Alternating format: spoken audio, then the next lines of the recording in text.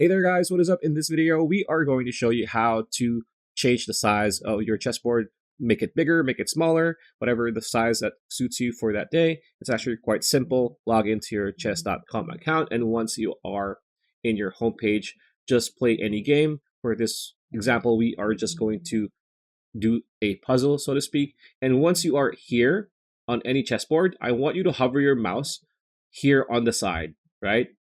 This is going to be very important because if you hover this on the side and you go down to the lower right corner, you're going to see this. It's like a diagonal arrow that points on opposite ends, right?